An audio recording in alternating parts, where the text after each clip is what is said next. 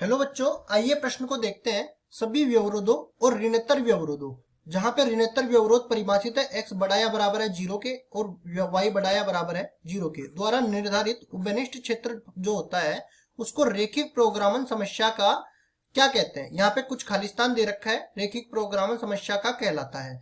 तो देखो, प्रश्न को देखते ही पता लगता है कि ये रेखिक प्रोग्रामन समस्या का संगत हल क्षेत्र कहलाता है। लेकिन इसको मैं अच्छे से समझाता हूं। तो पहले मैं मुख्य अवधारणा की चर्चा कर लेते हैं।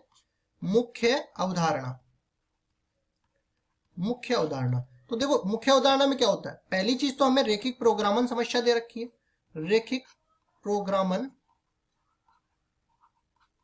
समस्या, और रेखिक प्रोग्रामन समस्या में हमें कुछ व्यवरोध दिए होते हैं। इन व्यवरोधों को हल करना होता है। ये व्यवरोध कुछ नहीं होते, ये असमीका होती है। तो जैसे असमीकाओं को हल करने के लिए उनका ग्राफ बनाना पड़ता है। और ग्राफ कैसे बनाएंगे, पहले हम उस असमीका के संगत एक समीकरण मानेंगे और समीकरण का ग्राफ खींचेंगे। समीकरण का ग्राफ हमेशा एक आलेख होता है। तो उस समीकरण में हम लोग दो बिंदु निकालेंगे। दो बिंदुओं की मदद से हम लोग उस रेखा का निर्माण कर सकते हैं। रेखा जैसे ही अपने पास आ जाएगी, उसमें कोई भी ऐसा बिंदु लेके संतुष्ट करवाएंगे। अगर वो उस तरफ वाला क्षेत्र संतुष्ट कर जाता है तो उस तरफ वाला क्षेत्र उसका हल क्षेत्र हो जाएगा। ठीक है। तो देखो, इसको मैं हल करके बता देता हूँ, या कुछ उदाहरण लेके मैं बता देता हूँ। यहाँ पे जैसे मान लो ऋणोत्तर व्यवरोध, जिनको प्राथमिक व्यवरोध भी कहते हैं, ये तो अपने को पहले से दे रखे हैं। x बड़ा या बराबर है 0 के और y बड़ा या बराबर है 0 के। दूसरा व्यवरोध में मान लेता हूँ यहाँ पे x प्लस वाई छोटा या बराबर है 2 के। ठीक है। तीसरा व्यवरोध यहाँ पे मैं मान लेता हूँ कि x प्लस 2y छोटा या बराबर है 4 के। ठीक है।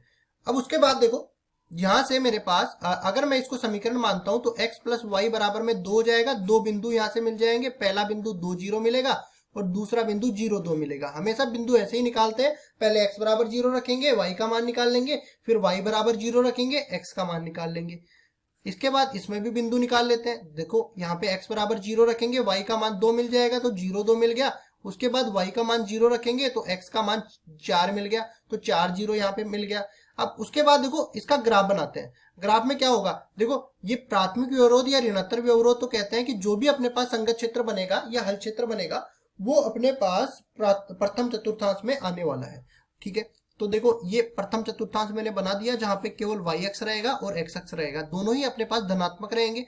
उसके बाद देखो, पैमाना ऐसा लेंगे जो बिंदुओं को अच्छे से संतुष्ट कर जाए। 2 0 और 0 2, मतलब सारे के सारे समान ले रहे हैं।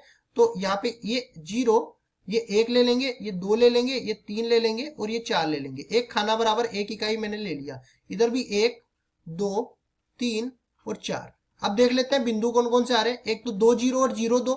ठीक है। तो दोनों बिंदुओं को मिला देते हैं हम लोग। तो ये 0 2 और ये 2 0, दोनों बिंदुओं को हम लोग मिलाते हैं। तो इस तरीके से ये जा रहा है। इसको सही कर लेते हैं। देखो, ये अपने पास जो रेखा है ये इस तरह से जाने वाली है। इन दोनों बिंदुओं को मिलाते हैं और रेखा को आगे बढ़ा देते हैं। ये रेखा अपने पास आ गई x प्लस वाई बराबर में 2 की। फिर दूसरी वाली रेखा अपने पास क्या दे रखी है, x प्लस 2 वाई बराबर में 4। 0 2 और 4 0 इसमें बिंदु आ जाएंगे। 4 0 ये वाला हो गया, 0 2 ये वाला हो गया। ठीक है। तो इन दोनों बिंदुओं को हम लोग इस तरह से मिलाते हैं। ये हमने मिला दिया और आगे बढ़ा दिया। ठीक है। तो ये अपने पास आ गया x प्लस 2 वाई बराबर में 4 वाली रेखा। इसमें मूल बिंदु संतुष्ट करवाएंगे। x प्लस वाई छोटा या बराबर है 2 में मूल बिंदु इसको संतुष्ट कर जाएगा, तो इधर वाला हल क्षेत्र आ जाएगा। इसी तरह x प्लस 2 वाई छोटा या बराबर है 4 के, तो इसमें भी मूल बिंदु संतुष्ट कर जाएगा, तो इसका भी हल क्षेत्र नीचे वाला भाग आ जाएगा। अगर मैं इन दो सभी के उभयनिष्ठ क्षेत्रफल को निरूपित करना चाहूं तो ये वाला क्षेत्र अपने पास उभयनिष्ठ क्षेत्रफल बन जाएगा, ये वाला क्षेत्र। ठीक है। मतलब तीनों का जो उभयनिष्ठ भाग है वो अपने पास उभयनिष्ठ क्षेत्र आएगा। और इस उभयनिष्ठ क्षेत्रफल को ही क्या बोलते हैं, संगत हल क्षेत्र बोलते हैं। जिसमें अपने पास जो कोणीय बिंदु मिलेंगे, अगर मैं उन कोणीय बिंदुओं को दिए हुए उद्देश्य फलन में रखूंगा तो अपने पास अधिकतम या न्यूनतम मान दे देगा।